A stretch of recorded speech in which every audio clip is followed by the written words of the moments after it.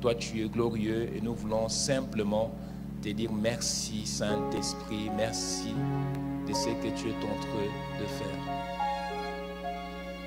Quand il descend,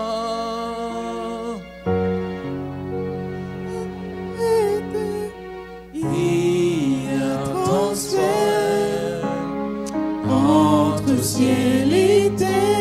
Quand il arrête, quand il descend, oh, l'atmosphère change. Il y a transfert entre ciel et terre. Quand il descend, tout s'arrête autour de nous. Tout s'arrête. Il y a transfert entre ciel et terre. J'aimerais simplement, là où tu es, tu vas juste fermer les yeux. Si tu es malade, s'il y a quelqu'un connecté à toi qui est malade, pendant que nous sommes en train de chanter ce chant, nous croyons au Dieu qui guérit, peu importe l'endroit que la personne se trouve, que ce soit ceux qui nous suivent en ligne. Nous croyons réellement que le Saint-Esprit est capable de vous localiser là où vous vous trouvez et même assister, toucher, peu importe la maladie laquelle vous êtes en train de souffrir. J'ai vu les morts ressusciter par la distance et je crois qu'il est capable de le faire encore une fois de plus ce matin dans cet endroit. Alors juste là où tu es, ferme les yeux. Si tu connais quelqu'un dans la famille qui est malade ou toi-même tu es malade, tu vas juste mettre ta main sur le cœur. J'aimerais que nous puissions prendre ce temps. Si tu es touché par l'Esprit du Seigneur, tu peux te mettre debout. Mais j'aimerais simplement pendant ces instants que je puisse prendre le temps de pouvoir implorer cette personne du Saint-Esprit qui puisse faire ce travail dans le nom de Jésus de Nazareth. Korafayase amande saproshikapa reprosiapaya satekama. Quand il descend, tout s'arrête. Il y a transfert entre ciel et terre. Quand il descend, oh, il y a l'atmosphère change. Il y a transfert entre ciel et terre. Dis-lui encore quand il descend. Oh, oh, oh. Tout s'arrête. Il y a transfert entre ciel et terre. Le Saint-Esprit est là. Yes, yes, il est là. Sois pas distrait. Sois pas distrait, mais connecte-toi, dis le Saint-Esprit est là.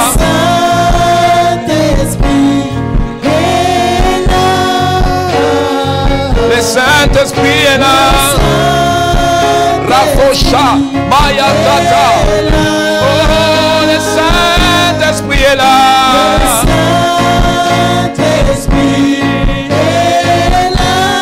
Oh, le Saint-Esprit est là.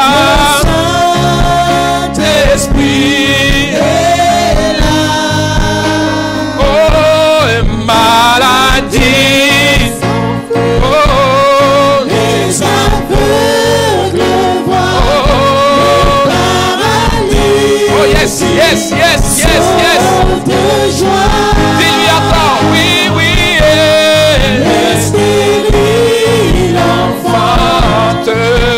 Les sourds entendent.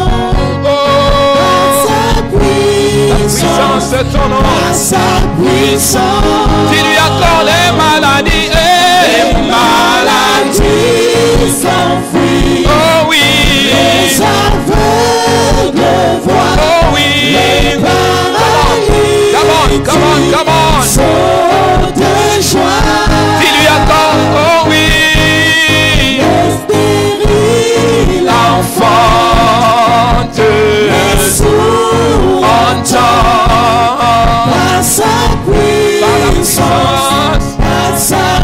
Les maladies sont guéries en ce lieu. Oh oui. Les aveugles voient, les paralytiques sautent de joie.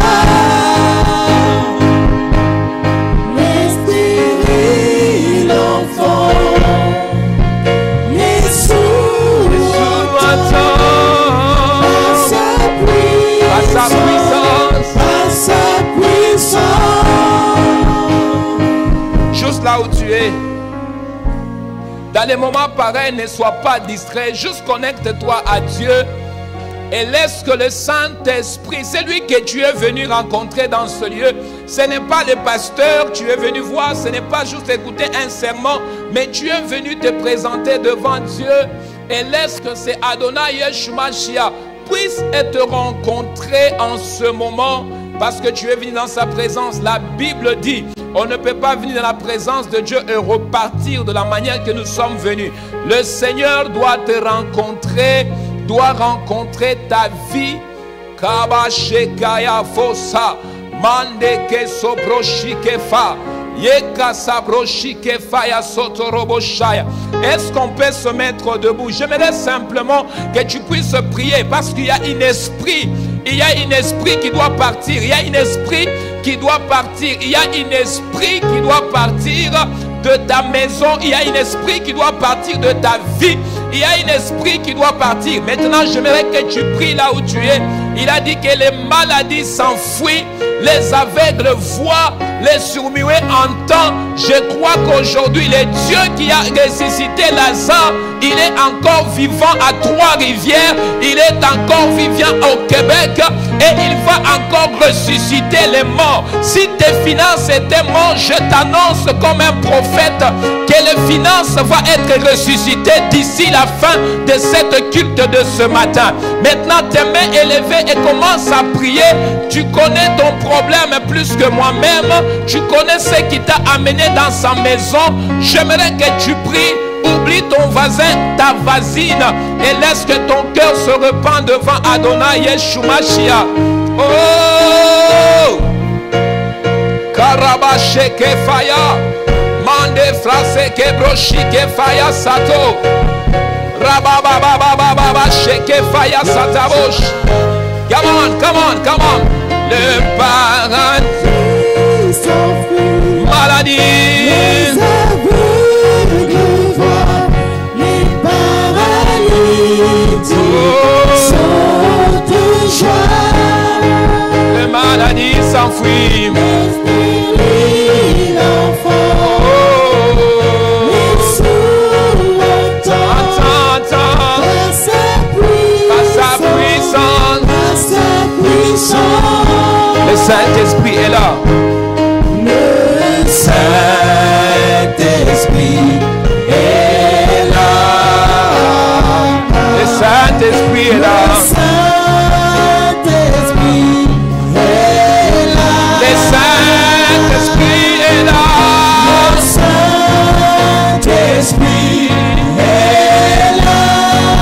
Il est là, il est là, il est là. Le Saint-Esprit est là. Le Saint-Esprit est là. Le Saint-Esprit est là. Le Saint-Esprit est là. Le Saint-Esprit est là.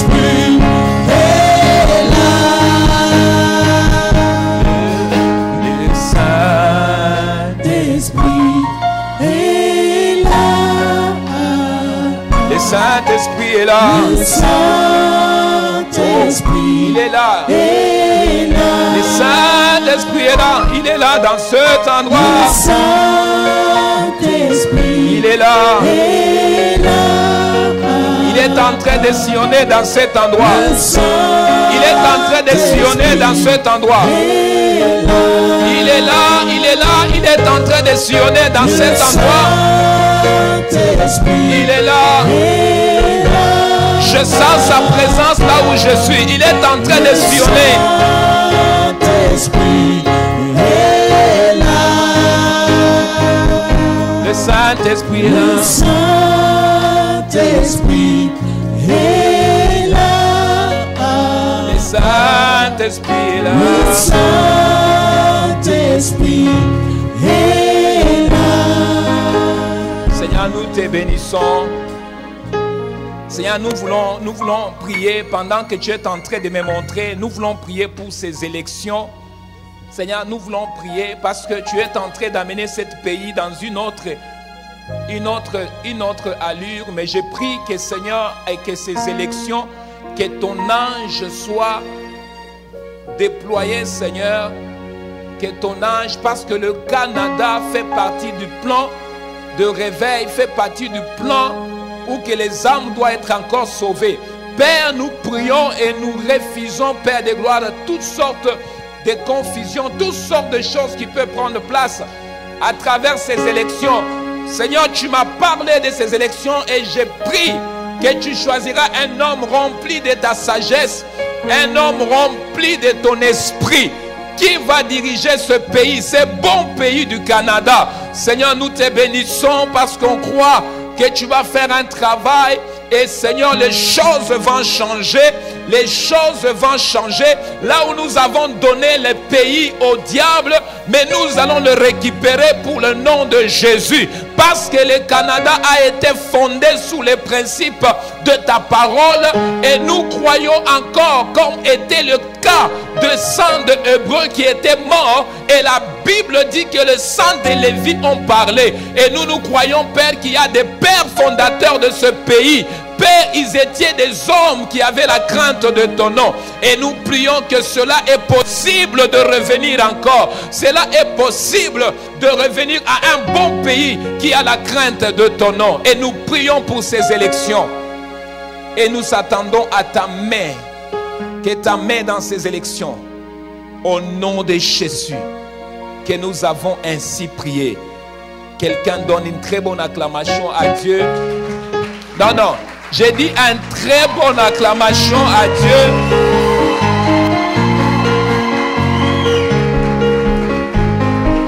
Amen. Est-ce que tu peux m'aider à regarder ta voisine ou ton voisin? Ce n'est pas qui est assis à côté de toi. Dis-lui simplement que le pasteur a dit, est-ce que tu peux juste acclamer le roi de rois, le Seigneur des seigneurs, et son nom c'est Jésus.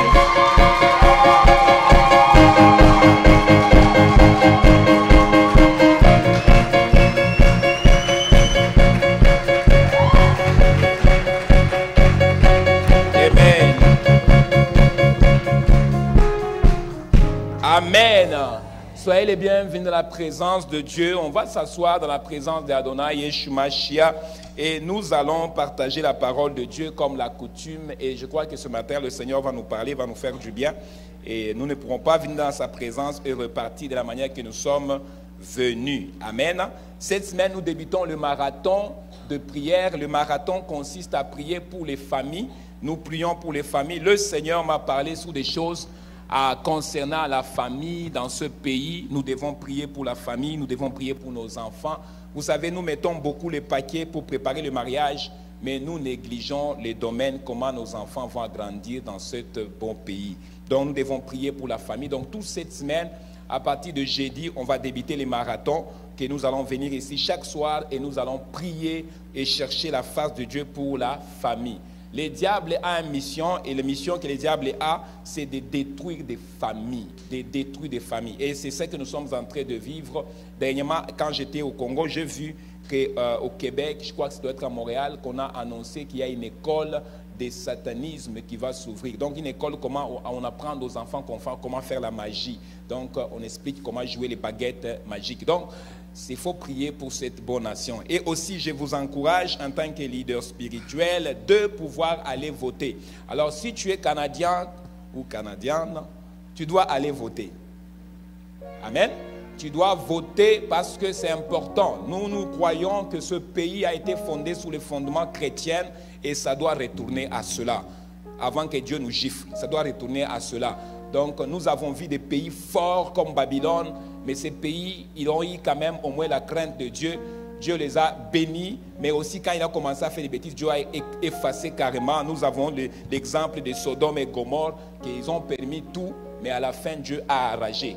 Pour les gens qui en parlent beaucoup, nous avons une expérience en Haïti. En Haïti, il y a une grande forte du voodoo, mais aujourd'hui, nous parlons de l'Haïti. Il y a une grande réveil qui est en train de prendre place en Haïti, parce que je crois que quand il y a la Bible dit que là où il y a les péchés abondent, mais la grâce surabonde. Donc, c'est juste pour vous dire simplement que nous devons prier pour ce pays, qui est le Canada, à laquelle nous sommes avec vous. Nous sommes dans un bon pays qui coule le lait et les... Amen. Est-ce que vous croyez à ça? Si vous ne le croyez pas, je veux t'informer que dans ce pays, il coule le lait et le miel. C'est Canaan. Pour ceux qui ne connaissent pas bien, c'est le Canaan. Mais si c'est le Canaan, pour certaines personnes, c'est un pays de refuge. Pour certaines personnes, c'est un pays où il y a beaucoup d'opportunités. Mais nous devons prier pour cela. Nous devons vraiment prier. Je reviendrai beaucoup de fois ici en avant. Nous devons prier que Dieu place des hommes qui sont remplis de l'esprit dans le niveau de politique. Que Dieu nous donne des hommes qui sont remplis de l'esprit. Donc nous ne soyons pas seulement les gens qui font la comptabilité. Que Dieu nous donne des gens qui sont dans la politique, mais qui parlent aussi en langue. Qui parlent en langue, qui ont l'esprit. Les gens comme des Daniel, qui vont être placés là-bas, quand ils font leur vote, qui peuvent s'imposer que non, cette loi-là, nous ne l'acceptons pas à cause de Jésus. Et cette histoire, c'est possible. Nous pourrons avoir ces choses-là au Canada. Moi, je crois à ça. Si nous, les chrétiens, nous oublions un peu nos dénominations, nous pourrons avoir une chose semblable dans ce pays ici. Ça ne s'est jamais fait. Le Canada est encore vierge. Il y a encore beaucoup de choses qui ne se sont jamais faites. Mais je crois qu'avec Dieu, tout est possible. Amen. Donc, comme ce n'est pas pour ta vie, donc nous allons prier pour ce pays et nous allons demander à Dieu que les élections se passent correctement. Il y a plusieurs élections qui vont se passer. Il y a l'élection d'abord pour la maire de la ville. Hein. C'est ça aussi. Hein. Il y a aussi ça aussi qui se passe aussi en même temps. C'est déjà fini. Ils sont déjà passés. Ah, j'étais pas là moi. Hein. Ok. Donc, là, il y a maintenant. Ça, c'est pour le Premier ministre. Hein. Ok, Premier ministre et les députés. Donc, il faut aller voter. Qui va aller voter? Il faut aller voter. Si tu as un passeport canadien, va voter. Si tu as une carte verte, va voter. Des cartes vertes aux États-Unis. Si tu as une carte verte, il faut aller voter. C'est très important. Une dernière annonce que je voulais vous annoncer. Samedi, le 27, il y a le samedi le 28, pardon, c'est le 28 ans. Il y a les réunions de partenaires. Et on a besoin de partenaires pour soutenir l'œuvre et soutenir la vision. Nous avons lancé la fondation pour aider les bébés qui sont dans le besoin au Congo. Et nous ne s'arrêterons pas là, mais nous avons besoin des partenaires qui vont soutenir cette œuvre financièrement. Écoutez, nous sommes dans le Canaan, n'est-ce pas? Est-ce que vous croyez à ça? Donc si nous sommes dans les Canaan, nous devons aider ceux qui sont dans le besoin. Et je crois qu'il y en a vraiment une grande besoin à l'autre côté. Par la grâce du Seigneur, nous avons quand même des hommes et des femmes remplis de l'esprit qui vont se lever, qui vont dire non, nous allons être des partenaires de cette œuvre et nous allons pouvoir aller aider les enfants, particulièrement au Congo, dans les hôpitaux et aussi payer des frais pour sortir des dames qui ont couché à l'hôpital et qui n'ont pas de moyens pour sortir de l'hôpital. Je l'ai fait, j'étais là, j'ai fait d'abord la part. Je ne vous dis pas des choses que je n'ai pas fait, donc je l'ai fait. J'ai distribué les habits dans les hôpitaux et je crois que nous tous ensemble, nous pourrons le faire en étant devenus partenaires de cette église. Amen. Il y a quelques années, quelques mois peut-être que nous ne croyons pas, mais Dieu nous a fait grâce. On s'est rendu compte qu'il y a beaucoup de gens qui nous suivent de loin à partir des réseaux sociaux. Il y a des gens qui nous suivent et qui sont aussi bénis. Et nous voulons quand même encourager vraiment les gens qui continuent vraiment à nous soutenir. Nous avons besoin d'échanger nos équipements pour avoir quand même une caméra qui a de l'allure, pour filmer des bonnes images au moins. Et je crois que quand venant partenaire dans l'église, votre $20, votre $10 va faire toute une différence. Et n'oublie pas, la Bible dit qu'il y a le bonheur, il y a la bénédiction à donner qu'à recevoir. Il y a quelqu'un qui m'a dit, ah, pasteur Simon, dans vos églises, vous demandez tellement trop l'argent. En fait, on ne demande pas trop l'argent, on prie trop. Maintenant, on veut que nous tous, nous puissions s'encourager. Nous se donnons un coup de main pour que nous puissions finir la mission laquelle Dieu nous a donnée dans cette ville. Ok? L'autre chose, nous avons ramassé l'argent pour les chaises. Donc, nous sommes en train d'aller pour voir quand nous allons avoir le commande des chaises. Donc, l'argent que vous avez ramassé, ne vous inquiétez pas.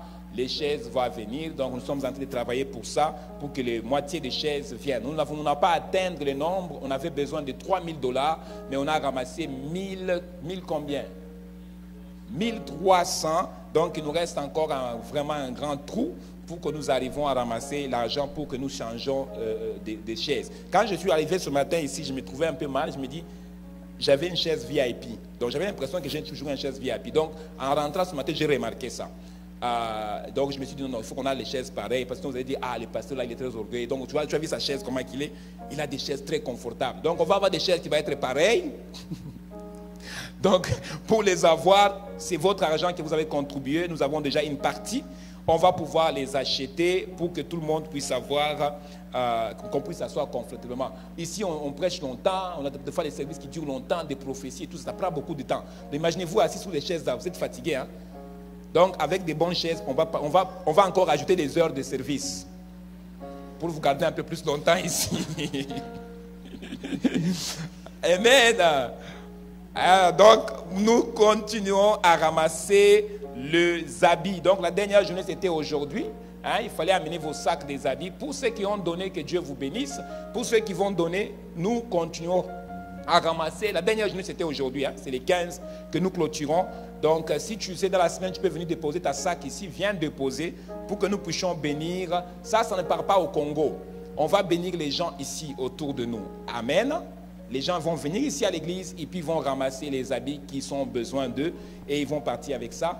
Et le reste des habits, mais nous allons les envoyer au Congo et dans les jours qui vont venir. Et ça va bénir beaucoup de gens.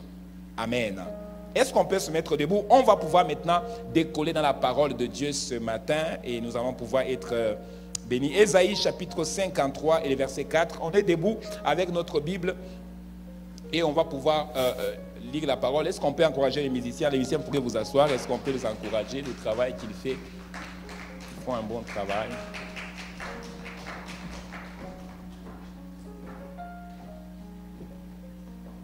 Est-ce que vous êtes dans la joie d'être dans la maison de Dieu ce matin? Est-ce que vous êtes dans la joie? Est-ce que vous êtes dans la joie? On dirait que les gens sont fatigués. Ils ont dit, pourquoi? Ok, on ouvre Ésaïe chapitre 53 et le verset 4. On va pouvoir lire cela ensemble. Et je crois de tout mon cœur que le Seigneur nous fera du bien.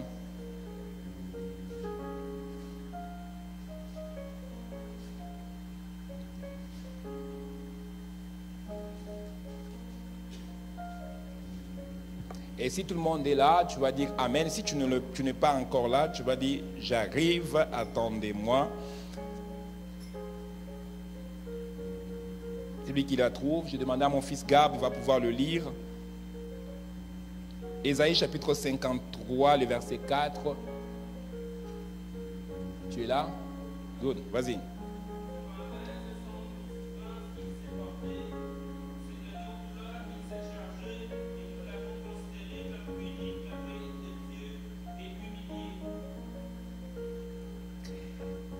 Cependant, ce sont nos souffrances qu'il a apportées, ce sont nos douleurs qu'il s'est chargées et nous l'avons considéré comme puni, frappé de Dieu et humilié.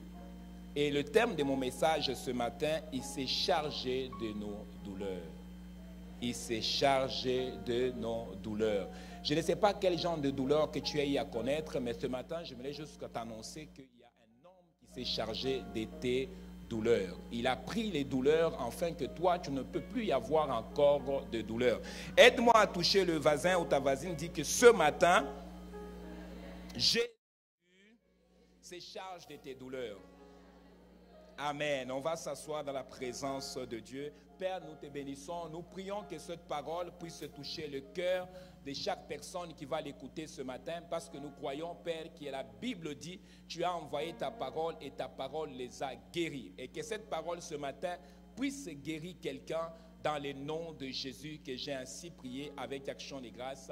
Amen, amen, amen. Avant que je commence à prêcher, tout à l'heure, pendant que j'étais ici devant, j'étais en train de voir quelque chose. On va prier pour ma maman qui est juste au fond, complètement par là-bas, avec les lunettes. Je vais prier pour elle, parce que pendant que j'étais en train de vouloir lire le passage biblique, le Saint-Esprit était en train de me parler quelque chose qui la concerne et nous devons prier pour elle aujourd'hui. Amen. C'est une femme de Dieu. c'est une servante du Seigneur et des fois quand elle prie la nuit, le Seigneur lui montre beaucoup de choses. Le Seigneur l'ouvre encore beaucoup de yeux. Et ce matin, le Seigneur m'avait dit de te le dire que ce ne sera pas seulement que le Seigneur va t'ouvrir les yeux parce que tu vas dormir et tu vas rêver. Le Seigneur va t'ouvrir les yeux même dans la pleine journée.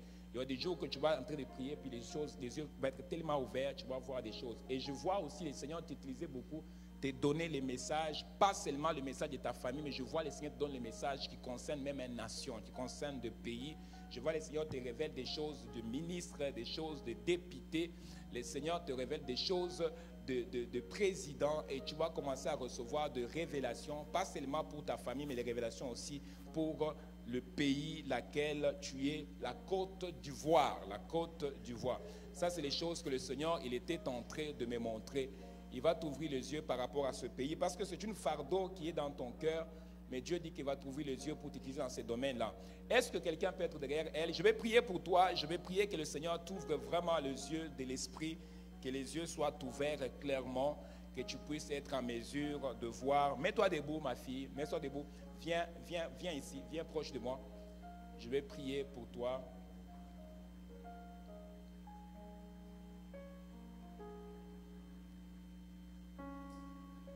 Lève tes deux mains. Que le Seigneur puisse t'ouvrir les yeux, que tu puisses voir encore plus clair, plus clair, plus clair. Pendant que je déclare les paroles sur elle, tu dois parler à Manuela. Elle est où, Manuela? Elle n'est pas venue. Ok. Quand tu vas retourner, fais assis Manuela, tu lui dis ce qui suit. Parce que pendant que j'étais en train de prier pour elle, le Seigneur me parlait de Manuela. Donc tu dois dire à Manuela que qui arrête de faire des recherches, qui arrête de faire des recherches. Et je vais préciser, qui arrête de faire des recherches, ce qui concerne l'homme, ce qui concerne l'homme. C'est comme s'il était en train de chercher à trouver un homme idéal. Et tous les hommes qu'il a trouvés jusqu'à maintenant, je compte 1, 2, 3, 4, 5. Il a trouvé 5 hommes. Et dans tous 5 hommes, le dernier a fait un coup qui n'était pas intéressant. Et le coup qu'il a fait sans même pas... Il n'est pas là, donc je ne dirai pas le détail, mais tu dois lui dire simplement qu'il arrête ça. Dieu veut qu'il le cherche parce que le Seigneur veut faire des grandes choses avec elle. À cause de ça, il y a comme un retardement qui s'est fait au niveau de sa propre vie parce que du fait qu'il fait le tour, c'est comme le Seigneur dit qu'il doit d'abord me chercher moi. Parce qu'en me cherchant moi, je vais le faire, je vais lui donner la... Je vais lui donner la précision, je vais l'éclairer, je vais lui donner la direction de sa vie. Parce qu'elle pleure et en même temps elle est dessus des hommes. Mais Dieu dit que parce qu'elle est dessus des hommes, elle doit regarder à Dieu, pas aux hommes, elle doit regarder à Dieu. Le dernier homme, je dis 1, 2, 3, 4, 5, le dernier lui a fait un coup. Et je n'ai pas besoin de le dire ici. Elle-même, elle sait. Il a fait un coup et le coup était dur. Je parle d'un coup, d'histoire. C'est sûr qu'il y a des curiosités ici. Une histoire qui est tellement forte, mais ça n'a pas abouti à quelque chose. Gloire soit rendue à Dieu. Mais c'était une très forte chose que le monsieur lui a fait. Mais tu dois lui dire ces choses-là, ok? Tu dois lui dire choses et les autres détails. Si je le vois, je le donnerai. Je n'ai pas besoin de dire ça au micro parce que ça rentre un peu plus dans sa vie privée. Est-ce que tu peux lever ta main là où tu es? Écoutez-moi bien. Ce qui est bien avec la prophétie, c'est que ce n'est pas parce qu'on a envie de parler sur ta vie, mais c'est parce que le Seigneur il est en train de vouloir te ramener à comprendre qu'il ne t'a pas oublié. Tu comprends un peu, hein? Souvent, ce qui est bien avec la prophétie, c'est que souvent tu as l'impression comme si Dieu ne te connaît pas. Mais là, quand quelqu'un vient te prophétiser, c'est qu'il amène à te faire réaliser que Dieu te connaît par ton nom, il connaît là où tu habites, il connaît ton adresse et il connaît les besoins qui te préoccupent. Pendant que tes mains sont élevées, je vais prier pour tes yeux parce que je crois à la grâce. Come on, brother, come.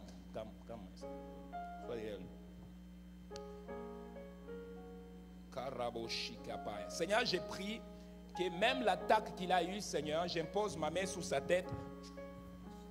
J'impose ma main sur sa tête et je prie, Seigneur, que même l'attaque qu'il a eue sur sa vie, je déclare maintenant dans le nom de Jésus. Seigneur, parce que ma main touche sa tête, Je déclare au Dieu de gloire que les cieux doivent s'ouvrir, qu'elle soit à mesure d'entendre, de voir clairement. Et quand ils vont entendre, Seigneur, dans le domaine de l'esprit, tu avais établi un ange à côté de moi pour m'expliquer les choses que je ne comprenais pas. Mais je prie que le même ange doit être établi à côté d'elle.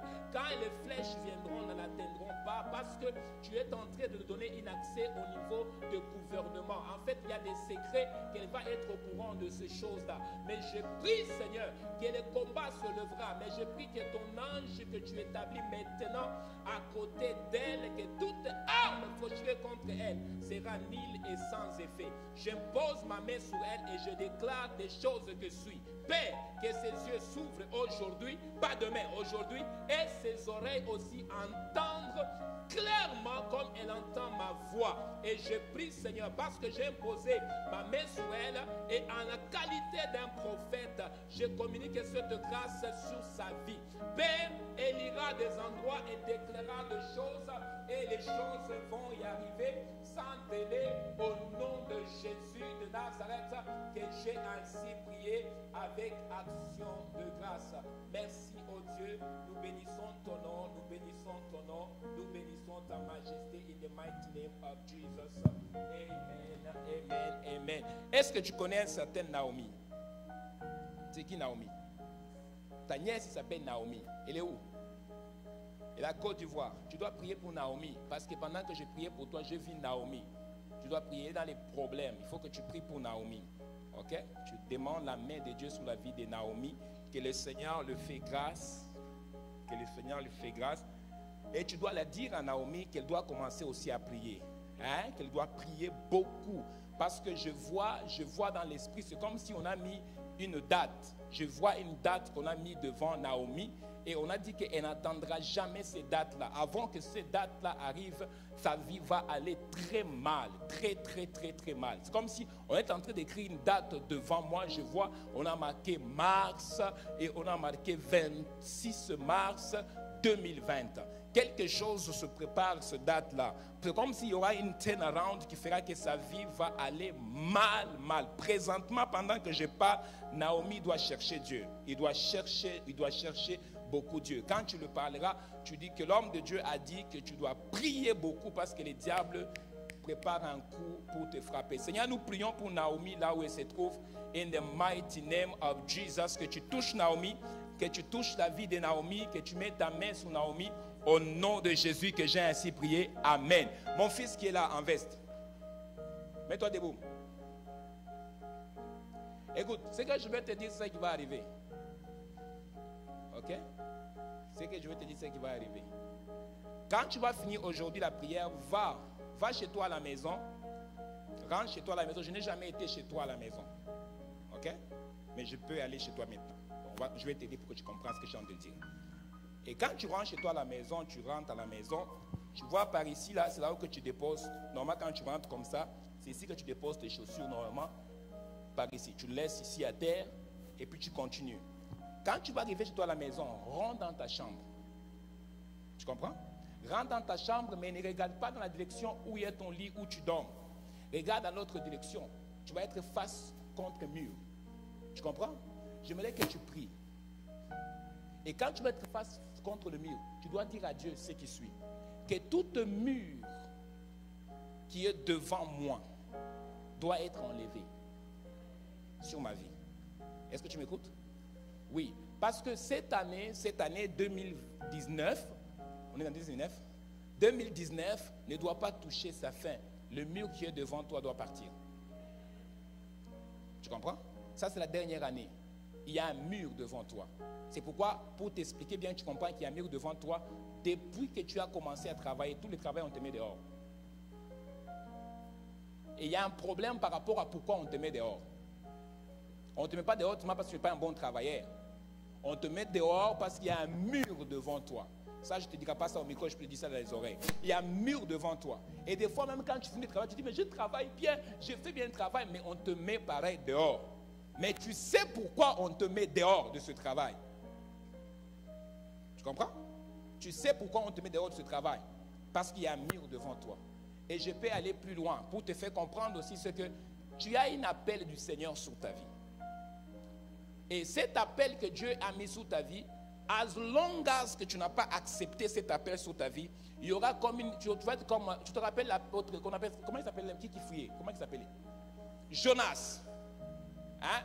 Donc Dieu va mettre des pièges autour de toi pour que tu t'agenouilles et tu dis, Seigneur, j'ai besoin de toi. Dieu va restaurer ta vie. En fait, Dieu va restaurer ta vie dans deux volets. Le premier volet, Dieu va restaurer le problème qui est lié avec les papiers. Le problème qui est lié avec les papiers. Le problème qui est lié avec les papiers. Moi, je ne sais pas c'est quoi qui est lié avec les papiers, mais moi, je vois les papiers. Donc, Dieu dit va restaurer le problème qui est lié avec le papier. Et deuxième chose que Dieu va restaurer, c'est le problème qui est lié avec l'argent.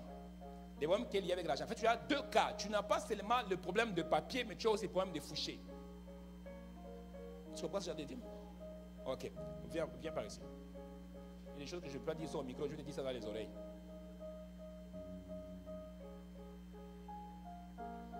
Viens par ici.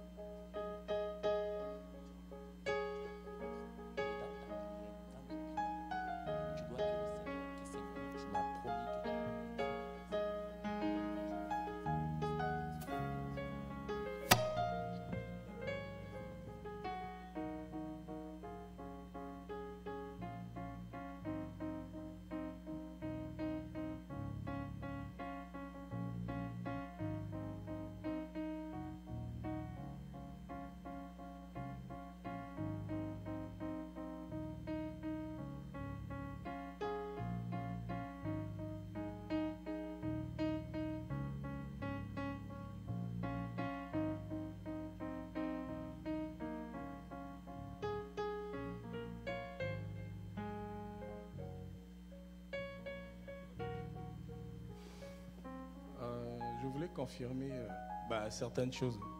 Tout est vrai dans la ligne. Deux choses qu'il a dit au début, c'est la vérité parce que dans le sens que je travaille et d'ailleurs les gens apprécient comment je travaille, mais parfois ils me disent non, il n'y a plus de travail. Pourquoi je veux le confirmer? Avant-hier, j'étais au téléphone avec un ami. Avant que je sois au téléphone, j'ai dormi, je lui ai expliqué un rêve, mais voilà, il y a quelqu'un qui m'a parlé du travail. Et effectivement, mon ami aussi, il m'a appelé. Je lui ai envoyé un message, on s'est appelé. Il me dit, j'ai quelque chose à te dire. J'ai dit, quoi? Il dit que, écoute, on t'a mis dehors au travail, c'est pas parce que tu ne travailles pas bien, mais tu travailles super bien, mais on t'a mis au travail pour telle raison. Il me l'a dit à l'oreille. J'ai dit ok. Je viens juste confirmer ce que le pasteur vient de dire. Et la deuxième des choses que j'ai oublié tout à l'heure, mais c'est la vérité aussi. Dans un sens qu'il m'avait dit de prier. Et tu as un problème, tu as certains problèmes, les mêmes problèmes que je confirme qu'aujourd'hui, c'est vrai, que ce que mon ami m'a dit et ce que j'ai rêvé, on a discuté, on parle tout le temps, et c'est ce que je viens confirmer avec ce que l'homme de Dieu vient de dire ce soir. Le Seigneur va te faire grâce. Hein? Le Seigneur va te faire grâce. Mais combien-moi ne prie pas. Je vous prie. J'ai dit à une fille, comment il s'appelait comment? La fille qui chantait ici en avant, comment il s'appelait? Il y a une fille ici qui chantait ici, qui venait du Rwanda. Mary. J'ai dit à Mary, Mary, quand tu vas finir ici au Canada, tu auras des papiers ici au Canada. Mary m'a regardé et m'a dit, c'est impossible. Parce qu'on m'a déjà d'abord envoyé lettre comme quoi je dois quitter le pays. Pendant que je suis en train de parler avec toi là, Mary, il a eu parce que vous avez entendu son témoignage ici, non? Mary a eu ses papiers ici dans ce pays et il est en train de travailler. Présentement, il travaille ici à Montréal. Il travaille ici au Canada. Donc je déclare que tu auras tes papiers. Les diables veulent ou pas, as long as que Simon Kabwika va être dans cette ville, tu auras tes papiers. Et ça ne sera pas pour la gloire de personne, ça sera pour la gloire de Jésus. Mais à une condition, frère, tu dois chercher Dieu. Tu dois chercher Dieu. Ça, je te dis sincèrement, tu dois chercher Dieu. Parce que tu as des choses. Ces frères-là, il a des choses de Dieu en lui. Même lui-même, il ne sait pas, mais il a des choses de Dieu en lui. Que Dieu te fasse grâce dans le nom de Jésus. Est-ce qu'on peut diriger le main vers le frère qui est ici en avant? Que le Seigneur bénisse ce frère. En toi, si nous le voyons aujourd'hui ici, que quand il va revenir ici, qu'il puisse être brillant, que le travail qu'il va trouver, que le diable ne le prendra pas. Ça va être son travail jusqu'à ce qu'il va se marier et va avoir ses enfants aussi dans ce pays. In Jesus' name. Donne-moi ta main, Emile. Father, in the name of Jesus, I decree and I declare, as a prophet, I declare upon his life right now, in the mighty name of Jesus, I remove every barrier, and I declare that your favor and your grace will be upon his life. Que tout ce qui ne marche pas, Père, à partir de maintenant, laisse que les témoignages embrassent sa vie. Laisse que ta grâce embrasse sa vie. Au nom de Jésus. Qu'il soit un témoignage dans ce pays. Qu'il soit un témoignage dans ce pays. Localise sa vie et change le témoignage de sa vie. Au nom de Jésus. Que j'ai ainsi prié avec action et grâce. Amen. Amen. Amen. Seigneur, est-ce que c'est toi qui avais douleur hier? Ok. Mets la main là où il y avait des douleurs. Father, I declare in the name of Jesus que ces douleurs partent, que ces douleurs ne reviennent plus. Père, j'enlève le flèche qui a été envoyé et je retire cela dans le nom de Jésus. Qu'elle soit complètement guérie, qu'elle soit complètement guérie. Au nom de Jésus de Nazareth, que j'ai ainsi prié avec action de grâce. Amen. Amen. Est-ce qu'on peut acclamer pendant que vous prenez le place ce matin? Il s'est chargé de nos douleurs et c'est Jésus qui s'est chargé de nos douleurs. J'aimerais parler d'abord un peu de Jésus. Je crois que la Bible dit qu'il n'y a pas un nom qui surpasse tout autre nom si ce n'est pas le nom de Jésus. Le nom de Jésus est tellement en haut de tout le nom. Et la Bible dit qu'à la mention du nom de Jésus, tout genou doit fléchir et que toute langue doit confesser que Jésus-Christ est le Seigneur. Bien-aimés dans le Seigneur, vous devez savoir que la Bible est claire sur cela. Quand la Bible mentionne en disant que Jésus n'a pas changé, il est le même hier, aujourd'hui et éternellement. L'homme qui change, l'homme qui bénit, l'homme qui élève, cet homme, c'est Jésus. Et de la manière qu'il a fait il y a 2000 ans, il est encore capable de le faire aujourd'hui. Dieu n'a pas changé. Écoutez-moi très bien. Il a été sur la terre. Il a marché en Galilée. Il a marché en Samarie. Et tout ce qu'il a accompli en Samarie, la Bible dit qu'il ne les a pas seulement accomplis en Samarie, il n'a pas seulement accompli cela en Jérusalem, mais il les a accompli ces choses au Canada, au Congo, au Bénin, partout que son nom est invoqué, il produit les mêmes choses qu'il a fait qu'il y a 2000 ans à la croix. Il n'y a pas un problème qui est difficile à lui. Il n'y a pas une situation qui est si compliquée à lui. Il est celui qui répare, il est celui qui met le chemin là où il n'y a pas le chemin. Alors si tu as un souci, tu as un fardeau qui te prend, tu peux t'asseoir. Merci. Si tu as un souci et si tu as un fardeau qui te prend, n'oublie jamais ce qui suit. La Bible dit que lui à la croix, il s'est chargé de nos douleur. J'aimerais que tu dises à la personne qui est à côté de toi que Jésus ce matin va se charger de ton douleur. Je ne sais pas ce qui t'a amené ce matin, je ne sais pas ce qui t'a fait que tu viennes à l'église, mais une chose est sûre, que tu as une douleur. Tu as une douleur. Tu as une douleur. Les douleurs que tu as, ça peut être la maladie. Une douleur que tu as, ça peut être les finances. Mais la Bible dit qu'à la croix, Christ n'a pas seulement dit qu'il s'est chargé de nos douleurs, mais il a dit toute est accompli. Ce que j'aime bien de mot accompli, c'est qu'il ne l'a pas dit seulement dans le passé. Tout ce qu'il voulait dire simplement parce qu'il a dit tout est accompli. Ça veut dire que même aujourd'hui, le tout est accompli est encore valable. Donc il y a encore le oui pour tout ce qu'il a dit, tout est accompli. Il ne parlait pas seulement de tout est accompli parce qu'on l'a frappé à la croix, mais il parlait de tout est accompli pour dire simplement que pour la vie de telle personne, tout est réglé. Il a juste besoin de s'élever et de marcher dans une vie de gloire, dans une vie de libération. Alors touche ton voisin, dit que ce matin, Dieu va régler toutes tes dettes. Et quand je dis toutes tes dettes, c'est toutes les dettes. Chez Dieu, il n'y a pas de crédit. Chez Dieu, il n'y a pas de dette. C'est pourquoi la Bible dit que si le Fils de Dieu te libère, tu es libre. Tu es libre, tu es libre, tu es libre. Et vous devez savoir une chose. Quand nous suivons Jésus, nous ne suivons pas Jésus avec garder nos fardeaux sur nous. Nous suivons Jésus pour déposer nos fardeaux à lui. Alors si tu as donné ta vie au Seigneur, sache que tout ce que tu peux avoir comme problème, il y a une solution. Et la solution se trouve dans la main de Jésus. C'est Jésus qui est ta solution. Ce n'est pas l'église. L'église ne peut pas t'offrir la solution. C'est pourquoi nous voyons les gens changent des églises comme ils changent des habits. Demain il était au Malemba, après il est parti à l'église de tout le monde, et puis après il est parti à l'église Transformez-nous, et puis il est parti à l'église Élevez-nous. Après tu changes des églises. Ce n'est pas l'église qui va résoudre ton problème de souffrance. Ce qui résoudra ton problème de souffrance, son nom c'est Jésus.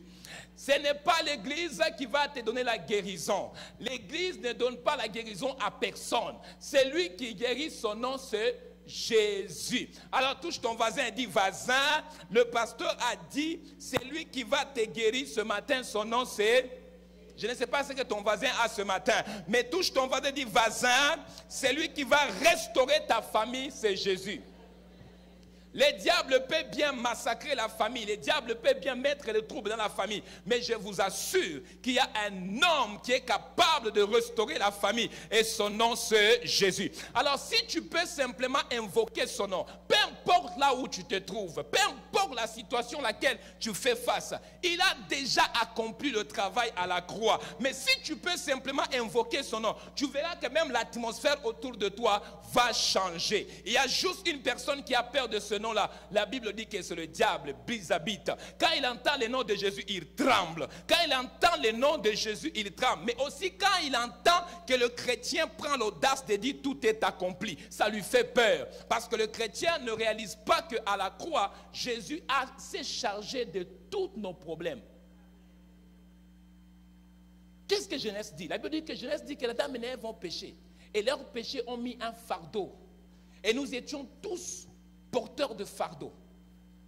Et la Bible dit qu'à la croix, quand Jésus était crucifié, il a versé son sang. Et qu'est-ce que son sang a fait? La Bible dit que son sang a pas seulement effacé nos péchés, mais la Bible dit que le sang a effacé l'ordonnance qui nous condamnait. En fait, l'ordonnance qui faisait en sorte que nous marchons toujours dans la culpabilité. Nous marchons toujours dans la condamnation. C'est pourquoi la Bible dit qu'il n'y a pas aucune condamnation pour tous ceux qui sont en Jésus-Christ. Si l'homme ne te condamne, rappelle-lui qu'il n'y a pas aucune condamnation si j'ai donné ma vie à Jésus.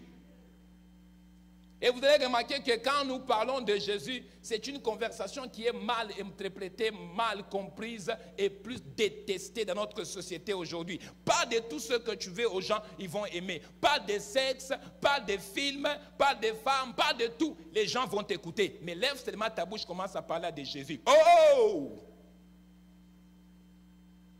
Le nom de Jésus dérange.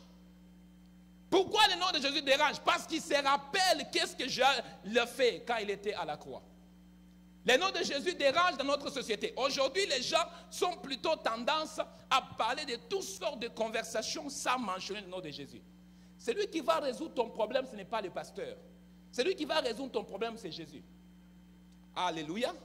Celui qui résout nos problèmes, c'est Jésus. Si nous apprenons à se présenter devant lui, et comme ces hommes-là qui disent, je viens tel que je suis, et je m'abandonne à lui, je vous dis la vérité, nous n'aurons pas à marcher avec de fardeaux des gens qui t'ont insulté, les gens qui t'ont blessé. Et en passant, je vous annonce que si tu as été blessé, laisse-moi te dire qu'il n'y a personne qui peut guérir ta blessure intérieure si ce n'est pas celui qui t'a créé. Il n'y a aucun livre qui va guérir. Et vous allez remarquer que beaucoup de gens achètent des livres, lisent des CD pour essayer d'aller camoufler les blessures intérieures. Mais il y a une personne qui guérit les blessures intérieures. Son nom, c'est Jésus. Alléluia. Si tu peux simplement présenter ça devant lui, tu vas te rendre compte qu'il est capable de guérir toute maladie. C'est pourquoi la Bible dit que c'était nos souffrances qu'il a apportées. C'est Jésus à la croix, il s'est fait pécheur afin que toi et moi, que nous puissions être appelés saints. Jésus s'est fait pauvre à la croix afin que toi et moi, que nous puissions être appelés riches. Quand les gens viennent à l'église, les gens viennent à l'église seulement pas pour louer Dieu. Les gens viennent à l'église pour entendre ce que les pasteurs vont le dire. Mais je vous annonce ce matin, tu n'es pas venu écouter ce que les pasteurs ont à te dire. Tu es venu écouter ce que tu dois te présenter devant le Seigneur et présenter ton fardeau. Parce que la Bible dit, il s'est chargé de tes fardeaux. Il s'est chargé de tes douleurs. Il s'est chargé de tes souffrances. Nous souffrons. Il y a beaucoup de gens qui souffrent. Nous parlons, et tout à l'heure, nous avons parlé de l'abondance dans ce pays. Mais je peux vous le dire aussi, il y a des gens dans ce pays de l'abondance, mais ils souffrent. Il y a des gens qui souffrent. Il y a des gens qui souffrent, pas seulement qui n'ont pas l'argent, mais il y a des gens qui souffrent de l'amour. Il y a des gens qui souffrent parce qu'il n'y a personne avec eux. Les gens souffrent de la solitude. Il y a les gens qui souffrent dans ce pays parce qu'ils peuvent passer toute sa journée sans entendre personne qui lui dit « je t'aime, je t'apprécie ». Les gens souffrent dans ce pays. Tu vois les gens en train de te droguer. Ce n'est pas parce qu'ils se droguent, parce qu'ils ont envie de se droguer, mais les gens se droguent parce qu'il y a quelque chose à l'intérieur d'eux qui ne va pas bien. Il y a une manque à l'intérieur. Cette manque, la seule personne qui peut combler cela, c'est Jésus. Ah oui, c'est Jésus qui peut combler ça. Tu peux travailler, tu peux faire beaucoup d'argent, mais sache que le vide sera toujours là. Mais la personne qui peut combler cette vide-là, son nom c'est Jésus. Si tu peux simplement réaliser que dans cette vie que nous vivons avec vous, nous avons tellement beaucoup de choses. Mais il y a une chose qui nous manque. C'est Jésus. Amen. C'est Jésus qui nous manque. On ne peut pas mentir. Je suis allé dans un endroit où les gens prient fort, très fort.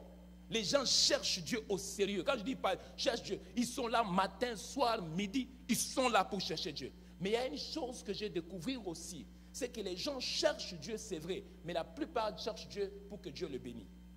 Mais une fois que Dieu le bénit, il retourne encore aux cases de départ.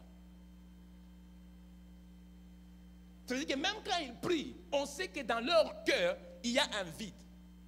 Et ils ont besoin que Dieu remplisse leur vide. Et beaucoup de gens prient aussi pour que Dieu leur donne du matériel. Ils n'ont pas besoin qu'il remplisse le vide dans l'intérieur. Il veut juste qu'il donne le matériel. Une fois qu'il a le matériel, il se sent bien. Mais il oublie que le matériel ne peut pas combler le vide qui se trouve à l'intérieur. La seule personne qui peut combler cette vide, son nom c'est Jésus. Alléluia. Celui qui peut combler cette vide, son nom c'est... Peut-être que vous ne savez pas.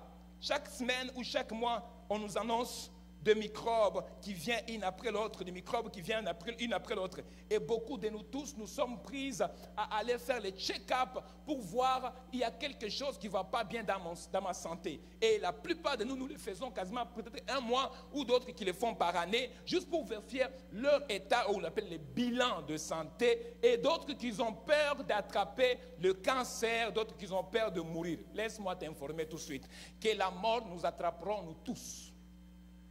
Nous allons tous mourir. Mais le problème, c'est que comment tu vas mourir. Comment tu vas mourir, c'est ça qui est le problème. Donc, même si tu vas au check-up, on te dit que tu as le cancer, ne pleure pas, ne commence pas à dire, oh, ma vie va s'arrêter. Commence à bénir le Seigneur parce qu'au moins tu vas nous devancer.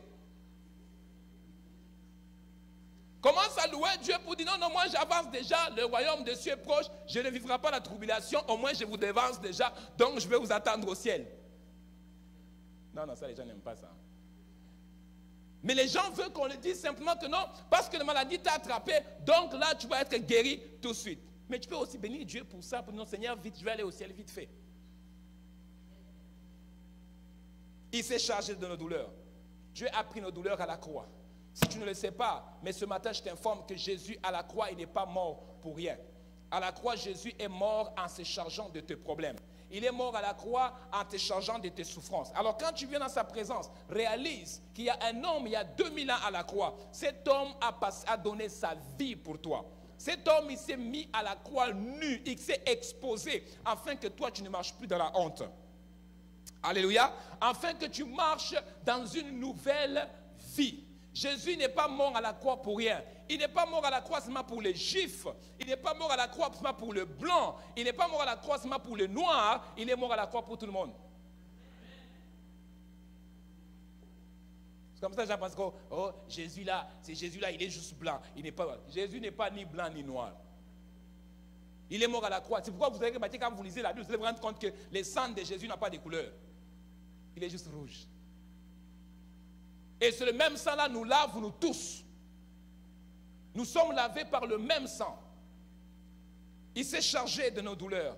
Il s'est chargé. Et c'est son non-souffrance qu'il a apporté jusqu'à la croix. Jésus arrive devant Pilate. Et devant Pilate, la Bible dit que devant Pilate, il y avait la coutume en Jérusalem. Et la coutume lui demandait que chaque année ou chaque trimestre, il devait libérer quelqu'un qui était dans le problème. Et quand Jésus arrive là-bas, il y avait un homme qui était voleur. Ce type-là, il a fait souffrir les gens pendant des années et des années. Et il était en prison pour le mal qu'il a fait. Et Jésus aussi était là. Il s'appelait Barabbas. Et la Bible dit que quand Jésus s'est présenté devant le Pilate, qui était le gouverneur dans l'époque, pose la question au peuple. Qui voulez-vous que nous puissions libérer? En fait, Barabbas était un tueur en série. Barabbas était un bandit. Barabbas, c'est quelqu'un qui ne donnait pas la paix dans la ville. Mais Jésus était quelqu'un de bien. Mais Pilate met en scène, il dit, qui choisissez-vous? Qui entre les deux que vous voulez que nous puissions le libérer pour vous? Et la Bible dit, la foule commence à crier, libère ou donne-nous Barabbas. Et Pilate ne comprenait pas. Il dit, mais Barabbas vous a fait souffrir. Pourquoi vous voulez avoir Barabbas? Il dit, nous on veut Barabbas. Jésus, on ne veut rien savoir de Jésus, on veut Barabbas. Et la Bible dit que Pilate pose la question, maintenant, qu'est-ce que vous voulez qu'on fasse de Jésus? Et les gens ont crié, crucifiez-les. Crucifiez-les. Mais il y a une chose qui s'est produite. Pendant que les gens criaient Barabbas, la Bible dit qu'il y a un mystère qui était en train de se passer pendant que les gens criaient Barabbas. Donc, on dit que techniquement, Jésus s'est transféré entre Barabbas. Donc, Jésus a pris la place de Barabbas. Est-ce que je parle à quelqu'un ce matin? Jésus a pris la place de Barabbas. Donc Jésus est devenu le bandit, le tueur en série. Jésus est devenu le prostitué. Jésus est devenu le pécheur, celui qui a pris tous les pécheurs du monde. C'est pourquoi, bien-aimé dans le Seigneur, ne t'inquiète pas, ne pleure pas quand quelqu'un te pointe les doigts et dit tu es un pécheur. Mais rappelle à cette personne qu'il y a 2000 ans à la croix, un homme de 30 ans a pris mes péchés à la croix. Il s'est fait Barabbas afin que je sois un homme parfait. Tu peux me voir avec des choses qui ne sont pas correctes. Tu peux me voir avec un langage qui n'est pas correct. Mais une chose est sûre, il y a 2000 ans à la croix, Jésus s'est chargé de mes souffrances. Il s'est chargé de mon caractère. Il n'est pas mort à la croix pour rien. Les gens ont crié Barabbas. Libère-nous Barabbas, on veut Barabbas. Et Jésus était là à côté et personne ne criait libère Jésus. Tout le monde disait crucifiez-les, crucifiez-les. Je m'arrêterai là, j'aimerais juste dire quelque chose pendant que je suis en train de parler de ça. Nous sommes dans un monde où les gens ne choisissent plus de faire du bien, mais plutôt de faire du mal. Les gens ne choisissent plus ce qui est correct, les gens ne choisissent pas tout ce qui est parfait, mais les gens choisissent ce qui est mauvais. Nous sommes dans un monde où quand tu choisis aux gens, tu vas venir à l'église ou tu vas aller dans une fête pour fêter, les gens préfèrent aller dans une fête que d'aller dans la présence de Dieu. On demande aux gens qui vous choisissez. Ils ont dit nous choisissons Barabbas. Vous allez dire, Pasteur Simon, si j'étais là dans cette période, je pourrais dire j'ai choisi Jésus. C'est faux parce que la réalité est là aujourd'hui. Quand on te pose la question, qui choisis-tu à suivre? Tu choisis qui? Barabbas. Quand on te demande ta vie va mal, donne ta vie au Seigneur, qu'est-ce que tu choisis? Barabbas. Un homme m'a dit une fois, il m'a dit, pasteur Simon, je n'ai pas besoin de Jésus dans ma vie. Ma vie va bien, je travaille fort pour ma vie, je m'occupe de mes enfants, je fais le travail comme il faut, je n'ai pas besoin de Jésus. Qu'est-ce que Jésus va venir faire dans ma vie? Il y a d'autres qui pensent que Jésus c'est un extraterrestre. Il y a ceux qui pensent que Jésus c'est juste une légende que les gens ont inventée pour manipuler les gens. Il y a d'autres qui pensent que Jésus, l'histoire de Jésus, les gens ils sont juste en train d'exagérer. Nous pourrons vivre un monde sans religion, un monde, ça c'est les hommes politiques. On peut vivre dans un monde sans religion, que tout le monde fait ce qu'il veut faire. Tout le monde se lève le matin, il décide ce qu'il veut faire. Donc quelqu'un peut se réveiller le matin et puis décider de tuer les gens. C'est pourquoi il y a beaucoup de suicides. Parce que tout ce qu'on veut avoir, c'est un monde libre, sans Jésus. Et la Bible dit qu'ils ont choisi Barabbas. Les Barabbas en question, ils ont choisi, c'est un homme qui les faisait souffrir. Mais ils n'ont pas voulu accepter Jésus parce qu'ils savaient que Jésus était quelqu'un de bien. Et ce matin, je t'annonce aussi que tout ce que tu peux avoir comme problème, tu as juste une solution. Et la solution en question, c'est Jésus. Il n'y a rien qui peut aller bien dans ta vie si Jésus n'est pas au centre de ta maison. Il n'y a rien qui va aller bien si Jésus n'est pas au centre de tes choix et de tes décisions. Nous ne prêchons plus Jésus aux gens parce que nous ne voulons pas les offenser. Nous ne prêchons pas Jésus aux gens parce qu'on ne veut pas briser l'amitié avec les gens. Mais je t'annonce ce matin que tu dois parler encore de Jésus. Parce que c'est lui qui se charge de douleurs de gens. C'est lui qui se charge de problèmes de gens. Même si au Québec, on va dire, oh, il ne faut pas parler trop de Jésus, sinon on va vous mettre en prison. C'est pourquoi j'ai réannoncé à mes licences en disant que je ne vais pas être en sous le système, mais je vais prêcher Jésus. L'apôtre Paul, il a dit ce qui suit. Il dit qu'il n'y a rien qui va me séparer de l'amour de Dieu. La persécution viendra dans ce pays. Est-ce que tu vas annoncer Jésus? Tu vas dire encore aux gens que Jésus sauve, Jésus guérit, ou bien tu vas dire à cause de la mort, je n'annoncerai pas Jésus. Amen. La persécution va arriver. Regarde ce que Jésus a dit. Jésus a dit, vous choisirez celui que vous voulez servir. Vous choisirez celui que vous voulez suivre. Mais moi et ma maison, nous servirons l'Éternel. Ah, moi et ma maison, nous servirons le Seigneur. Ça, c'est no way, ce n'est pas négociable. Moi et ma maison, nous servirons le Seigneur. Mes enfants n'ont pas le temps d'aller jouer aux garderies, aller chercher à comprendre la sexualité. Mes enfants vont aller à la garderie, apprendre la Bible, connaître c'est quoi Jésus, qui est Dieu, connaître comment prophétiser. On n'a plus ce temps-là. Il y a des gens qui sont là à l'église, dimanche matin, ils viennent, on chante, alléluia, gloire à Dieu, on retourne à la maison. Lundi, on envoie nos enfants à la garderie. Et quand ils sont à la garderie, la plupart de nous tous, on ne se préoccupe même pas. On ne sait même pas ce qu'on est en train de les enseigner là-bas. Tout ce qu'on sait, c'est qu'il y a quelqu'un là-bas, païen, rempli de démons, il est en train de s'occuper de mon enfant. Et quand l'enfant revient à la maison, on s'intéresse à savoir qu'est-ce que tu as appris à la garderie. Ah, waouh, c'est beau, tu as appris des éléphants, waouh, c'est beau. Mais quand l'enfant vient à l'église, il est à la garderie, à l'école des dimanches. On l'enseigne la parole. Et l'enfant répond au moniteur que notre maîtresse à la garderie ne nous enseigne pas ça. Comment expliquer? L'enfant revient à la maison, les parents ne posent pas la question. Qu'est-ce que tu as appris à l'école de dimanche? Maintenant, quand l'enfant, parce que les gens croient que les enfants resteront toujours les bébés. Mais les gens oublient que les enfants vont grandir. Maintenant, quand cet enfant grandit, le fait que tu ne l'as pas instruit dans la voie du Seigneur, il ne va pas parler de Dieu. Il va aller dans la voie de la garderie. Parce qu'à la garderie, on l'a appris à faire tout. Peut-être que vous n'êtes pas au courant. Moi, j'étais en Afrique, mais j'étais connecté au Canada. J'ai appris que maintenant, au Canada, l'éducation sexuelle est maintenant open. Même pour les enfants. Malheureusement, même aux garderies, maintenant, je pense qu'on va les enseigner comment tout faire, tout, ils vont le savoir. Maintenant, les enfants ne seront plus des innocents. Et malheureusement, regarde ton enfant, il a 4 ans, il connaît YouTube, il connaît Facebook, il connaît tout. Et même les enfants de 7 ans sont déjà commencés à rentrer dans les réseaux sociaux.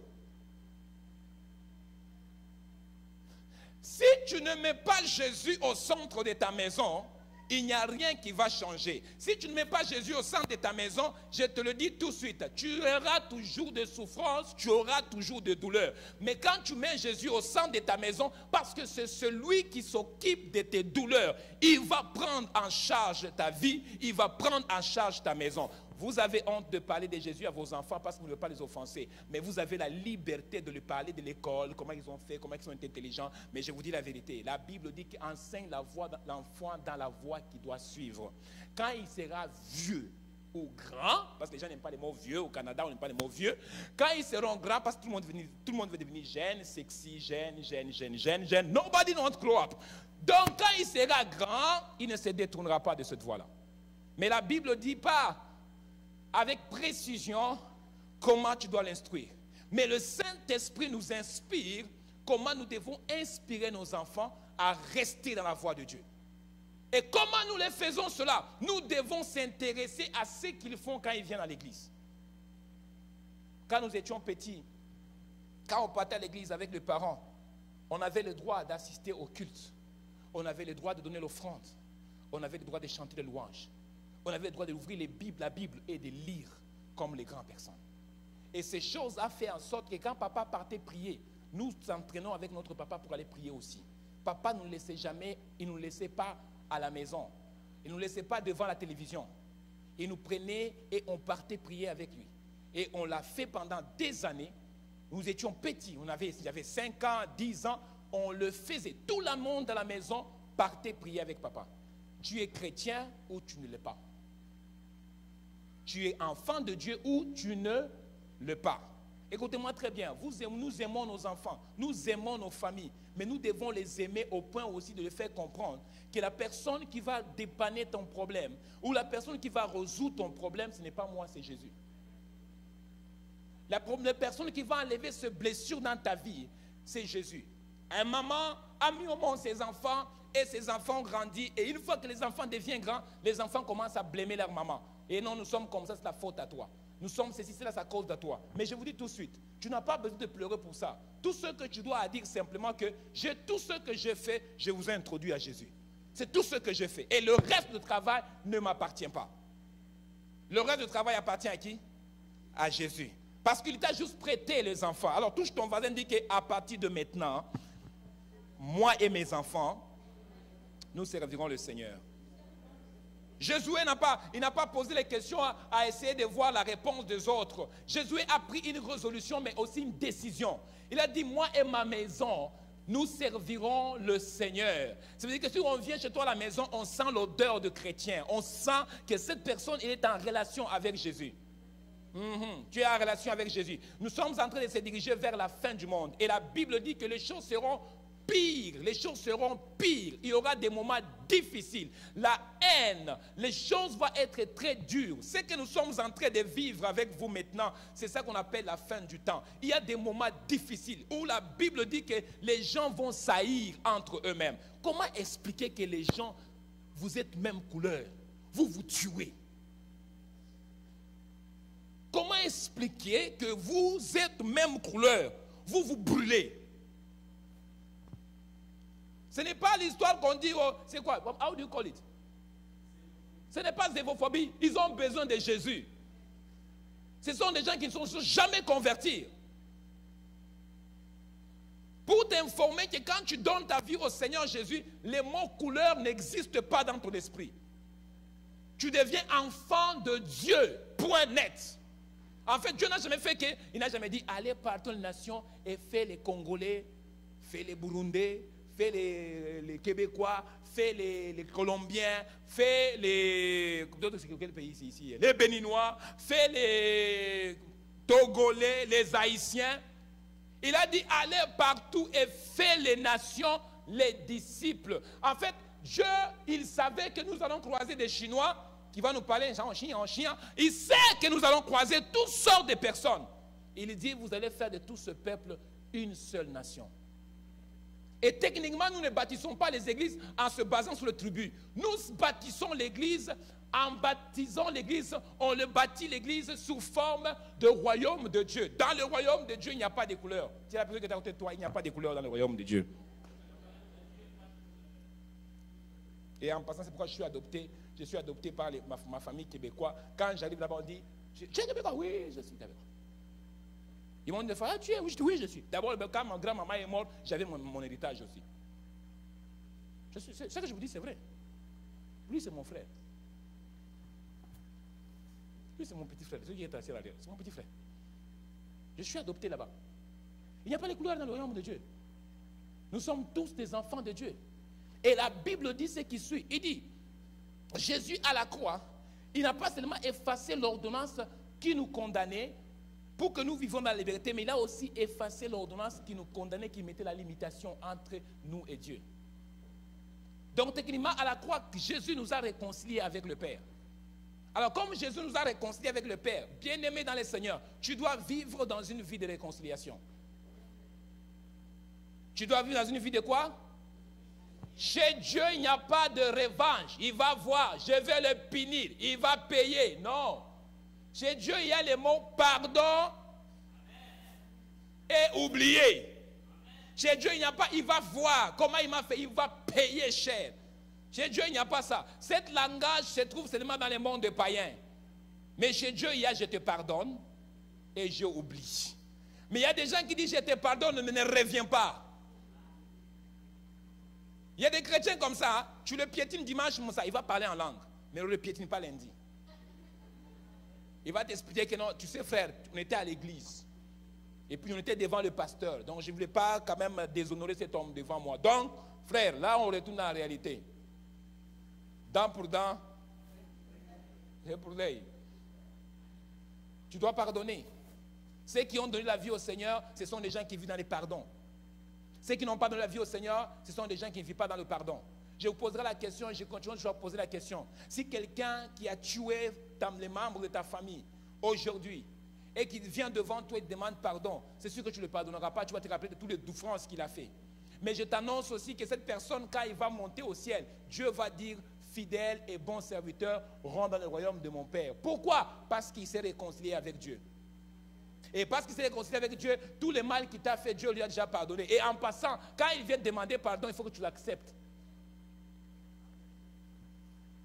Il faut que tu l'acceptes parce que ce n'est pas lui qui est mal, c'est toi qui as mal. En passant, quand vous gardez les colères dans votre cœur, c'est vous qui souffrez. Ce n'est pas celui qui vous a offensé qui souffre, c'est toi qui souffres. Quand tu le vois venir, je voulais taper, moi je voulais taper. C'est toi qui souffres. Lui, il est en paix. Lui, il est en paix. Et chaque fois que tu le vois, ton cœur devient rouge. Ça va s'exploser. Mais lui, il est en paix. Tu as envie d'aller renverser les assiettes. Mais lui, là-bas, il est en paix. Il boit même son jus tranquillement. Alors, si on dit dans la parole que tu dois pardonner et oublier, et comment Jésus a répondu à ses disciples, il a dit, combien de fois vous devez demander pardon? Alors, c'est que Jésus voulait dire simplement que quand tu demandes pardon, en fait, ton pardon, mon ami, là, il n'y a pas de, tu ne peux pas compter. Il peut t'offenser, aujourd'hui tu le pardonnes. Il peut t'offenser, aujourd'hui tu le pardonnes. Mais il y a des femmes qui ont les mémoires d'éléphant. Ils ne l'oublient jamais.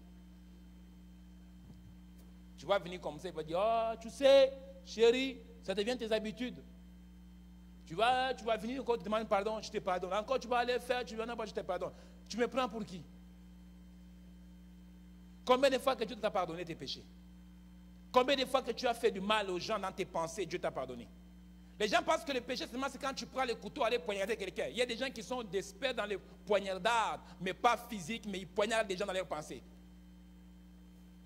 Il y a des gens qui tuent les gens. Ils ne les tuent pas seulement physiquement, mais ils les tuent dans leur cœur. Le péché n'est pas seulement quand tu poses un acte, mais le péché est aussi dans les pensées. Il y a des gens qui pêchent dans leurs pensées. Jésus dit que si tu regardes une femme, tu le regardes seulement, il dit tu le regardes seulement et que tu commences à monter une montagne dans ton cœur, tu viens de pécher.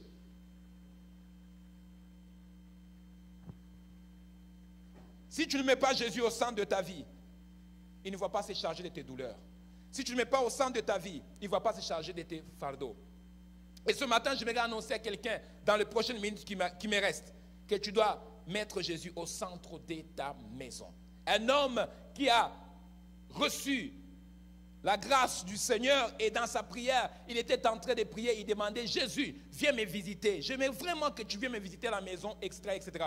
Et dans sa prière, Dieu a exaucé sa prière et Jésus est venu le visiter chez lui à la maison. Et quand Jésus est venu, cet homme était tellement riche. Il a dit à Jésus, il dit, Jésus, je suis content que tu es venu, mais tu vas t'occuper seulement de ma chambre. Je veux que tu t'occupes seulement de ma chambre parce que c'est dans ma chambre que j'ai besoin de toi. Et Jésus a pris les places de sa chambre, il s'est installé dans sa chambre et Jésus a occupé sa chambre. Et la nuit, pendant que cet homme riche était en train de dormir, les bandits sont venus chez lui à la maison et les bandits ont fait des histoires dans la maison et cet homme était en train de crier « Jésus, viens m'aider! Jésus, viens m'aider! » Et Jésus n'a pas sorti de sa chambre, Jésus est resté dans sa chambre parce qu'il a donné la chambre. Et il s'est occupé de sa chambre. Et le lendemain matin, le monsieur était frustré, fâché. Il est parti cogner à la chambre. Il dit, hey, Jésus, je t'ai invité chez moi pour t'occuper de ma maison. Il dit, oui, effectivement, tu m'as invité chez toi pour s'occuper de ta maison, mais pas ta maison. Je précise ta chambre. Donc, j'ai sécurisé la chambre. Le voleur n'est pas rentré dans la chambre, donc j'ai pris contrôle de la chambre. Et le monsieur a réalisé qu'effectivement, il ne fallait pas qu'il donne seulement à Jésus la chambre. Il fallait qu'il dise à Jésus, je te donne toutes les pièces de ma maison. Et quand il a rectifié cela, il a dit à Jésus, Jésus, je te donne le contrôle de ma maison. C'est-à-dire que toutes les pièces de ma maison t'appartiennent. Et cette fois-ci, quand les voleurs sont arrivés, ils n'avaient pas le droit de rentrer dans cette maison parce que Jésus était le maître de cette maison. Je termine pour dire simplement, est-ce que Jésus est le maître de ta maison? Est-ce que Jésus est le maître de ta maison? Il y a des gens que Jésus est seulement chrétien dans le salon. Il y a d'autres que Jésus est seulement chrétien dans la chambre, mais dans le salon, c'est un païen. Jésus est juste Seigneur dans ton salon, mais dans d'autres pièces, il n'appartient pas à Jésus. Ce matin, j'annonce à quelqu'un que tu dois retourner chez toi à la maison et dire, moi et ma maison, nous allons servir le Seigneur. Et vous allez remarquer que cette phrase-là ne l'écrit pas seulement sur la porte d'entrée, que cette phrase-là doit être écrite dans chaque mur de la maison. S'il y a un invité, ne sois pas honte de l'enlever. Ne dis pas, il y a un invité, lui il est païen, tu dois enlever ça parce que ça va te déranger. Tu le laisses là, il va le lire parce que ça fait partie de la maison. Aujourd'hui, nous cherchons tellement trop à se faire des compromis avec des païens parce qu'on ne veut pas perdre leur amitié. Vous savez qu'est-ce qu'on fait? Quand on arrive dans une place qu'on sait que c'est des païens, on ne veut pas prier. Je suis allé chez ma soeur, Marie-Claude Emmanuel, et la petite fille, je crois, il a quel âge? Il a 5 ans, et c'est elle qui fait la prière de manger. Mais ton enfant n'est même pas capable de faire la prière pour manger. Tout ce qu'il sait, c'est caillou, caillou, caillou, caillou, caillou, caillou. Et puis l'autre, c'est qui encore? Il y a un autre encore. Hein? L'autre, c'est quoi? Dora. C'est tout ce qu'il sait. Tu n'as pas appris à ton enfant comment prier pour la nourriture. Donc ton enfant, même quand il va avec ses amis, n'est même pas capable de dire, fermons les yeux, priez pour la nourriture. Donc il mange. Et vous savez que vous mangez comme ça, là, vous allez vous tuer. Hein? Les gens qui mangent sans prier, là, vous vous tuez. Vous vous tuez. Les microbes, là, vous pensez que le cancer vient comment? Viande que vous mangez. Vous qui aimez trop manger la viande de porc. Prie pour ça. Dis Seigneur, je sanctifie ce repas, que ce repas je le prends avec action de grâce. Ne prie pas seulement pour le repas quand on te dit qu'il y a le poison. Tu vas voir quelqu'un qui va faire une belle prière. Parce qu'on a dit que dans cette veille-là, qu'on a mis un peu de liquide là. Il va même prier en langue parce qu'il ne veut pas mourir. Mais tu peux aussi prier pour ta nourriture.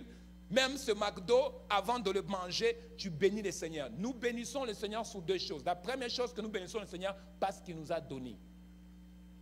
Est-ce que vous savez ça? Nous bénissons le Seigneur pour le repas parce qu'il nous a donné. Et la dernière, nous sanctifions le repas parce que la Bible dit ainsi. Nous devons sanctifier tout ce que nous mangeons.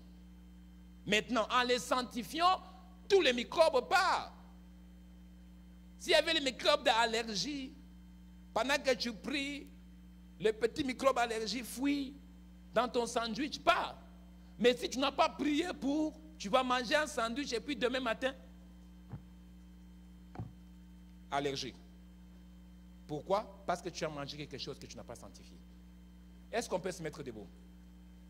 Tu m'aimes que tu retournes chez toi à la maison, tu puisses prier, tu puisses dire Seigneur, moi et ma maison, nous allons servir le Seigneur. Moi et ma famille, nous devons servir le Seigneur. Je vous annonce que le temps où que le Québec ne priait pas va s'arrêter. Va s'arrêter. Nous avons prié pour que Dieu ferme le temple. On a promis que Dieu ferme toutes les bars à Trois-Rivières. Je vais continuer à prier. J'ai vu encore d'autres qui se sont ouverts encore. So I will start my prayer again.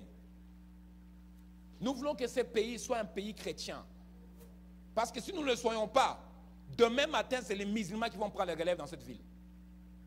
Si vous ne le laissez pas, je vous informe. Tous les bâtiments qui sont des ventes des catholiques, là, c'est les musulmans qui vont l'acheter.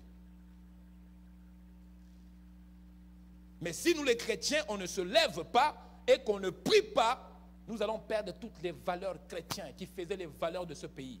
On va toutes les perdre. Et nous sommes en train de se diriger vers là. Mais nous devons prier. Et c'est pourquoi je vous annonce ce matin que Jésus doit retourner au centre de votre maison. Si les soirs vous ne priez pas avec votre famille, bien aimés, revenez un peu au caisse de départ. Prenez le temps de prier avec votre famille. Si vous n'avez pas le temps de parler de Jésus dans votre famille, reprenez ces choses. Maranatha, Jésus revient bientôt. Reprenez ces choses-là. Remenez Jésus au centre de votre maison. Il n'y a pas un problème qui peut dépasser Jésus. Il n'y en a pas. Jusqu'à maintenant, il n'y en a pas. On m'a dit dans la Bible qu'il y a des morts qui ressuscitent. J'ai vécu la résurrection des morts. Donc, il n'y a aucun problème qui dépasse Dieu. Tout est résolu. Les cancers, on n'en parle même pas. Des cancers qui sont guéris chaque jour même. Donc, il n'y a pas aucun problème qui dépasse Dieu. Si on t'annonce le cancer, tu vas pleurer, n'est-ce pas? Tu vas commencer à dire, oh, je vais mourir. Mais je t'annonce qu'ici, on t'annonce le cancer, tu peux dire au médecin que je serai guéri et je vais venir te témoigner ici. Il y a une de nos filles espagnoles, en 2014, on a annoncé qu'il a le cancer. Il a même commencé la procédure pour se faire soigner par rapport au cancer. Et il est venu à l'église, nous avons prié pour elle, et elle est repartie à l'hôpital. Les médecins n'ont rien trouvé dans son système.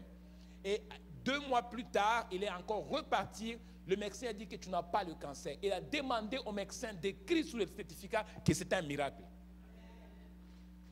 C'est un miracle. C'est-à-dire que Dieu l'a fait. Et même ils n'ont pas compris. Dieu l'a fait. Alors si Dieu l'a fait, pourquoi pas il ne peut pas faire ça pour ta vie? Si Dieu l'a fait, pourquoi il ne peut pas faire dans ta maison? Est-ce que Jésus est encore au centre de ta maison? S'il ne l'a pas, c'est pourquoi tu as des troubles autour de toi. S'il est au centre de ta maison, la Bible dit ce qui suit. Mon Dieu souviendra à tous mes besoins, selon sa richesse et gloire. Mais si Jésus n'est pas au centre de ta maison, rien ne va marcher. Rien ne va marcher. Tu vas boire, tu peux fumer toutes les cheminées. S'il faut fumer toutes les cheminées, ça ne va pas changer rien de ta vie. Ce qui va t'aider, c'est Jésus qui soit juste au centre de ta vie, te donnera un paix intérieur que tu as besoin d'ailleurs. Ce n'est pas un paix extérieur que tu as besoin, c'est une paix intérieure que tu as besoin. Et pendant que nos yeux sont fermés, je vais demander à mes musiciens de pouvoir monter. Je vais juste qu'on fasse une prière ensemble avec vous. Si tu peux voir quelqu'un à ta gauche, à ta droite, tu peux aller toucher les mains. Nous allons prier ensemble et en tant que famille avant de partir de cet endroit. J'aimerais juste que nous puissions prier. Nous puissions prier. Et la prière que nous allons faire, c'est par rapport à remettre Jésus au centre de notre maison. Si Jésus n'a pas été au centre de ta maison, j'aimerais que tu pries avec la personne qui est à ta gauche et à ta droite. Tu vas dire, Seigneur, je prie pour cette personne, que tu puisses l'aider à remettre Jésus au centre de sa vie, parce qu'il ne l'a pas mis au centre de sa vie. Nous allons prier. Prie avec la personne qui est à ta gauche et à ta droite. S'il est malade, s'il a un problème, s'il a la confusion, que Jésus devienne la solution de sa vie. Dans le nom de Jésus de Nazareth.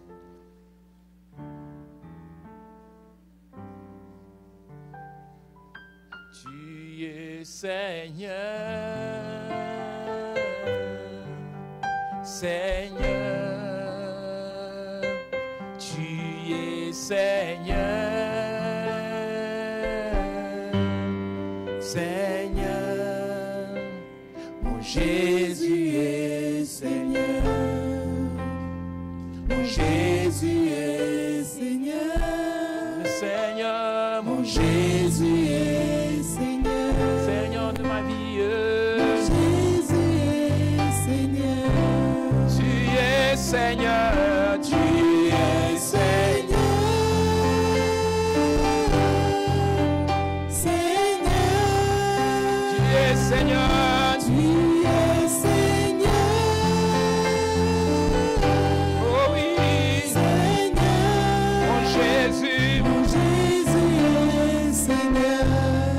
Jésus,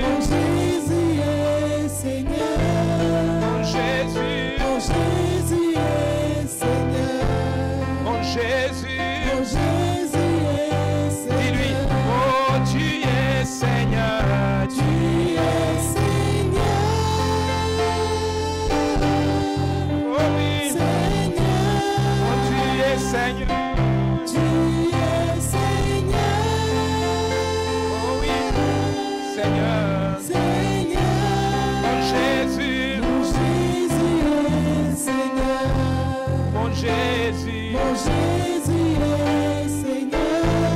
mon Jésus, Jésus est Seigneur. mon Mon Jésus, Jésus est Seigneur. Seigneur de ma vie, Mon Jésus est Seigneur. Seigneur de ma vie, Mon Jésus est Seigneur. le Seigneur de ma vie, tu Mon es Jésus est Seigneur. Seigneur de ma vie, Mon Jésus est Seigneur. Seigneur de ma vie, tu Mon es Jésus est Seigneur. Seigneur de ma vie, Mon Jésus est le Seigneur. Seigneur de ma vie, Mon Jésus est Seigneur. Seigneur. Mon Jésus est Seigneur. Si tu es en train de souffrir, tu as un problème présentement et tu as vraiment besoin que Dieu intervienne dans ta vie. Je vais préciser très bien, ça peut être un problème de finances, problème de santé, ça peut être un problème qui est lié avec la décision, toute forme de problème. Si tu es là ce matin, tu sais que tu as un problème et tu as besoin d'intervention de Dieu. Il nous reste 5 minutes. J'aimerais t'inviter de venir en avant. On va prier avec moi ensemble. On va mettre notre foi ensemble. Nous allons prier pour cela. Et dans la semaine, tu dois venir témoigner de ce que le Seigneur va faire dans ta vie. Toute forme de problème, peu importe le problème que tu as, emploi, maladie, école, les difficultés, juste avancer en avant et nous allons prier, nous allons gagner du temps et nous allons prier ensemble dans le nom de Jésus. Jésus, mon Jésus est Seigneur, il est Seigneur, Mon Jésus est Seigneur. Seigneur de ma vie, Mon Jésus est Seigneur Seigneur. de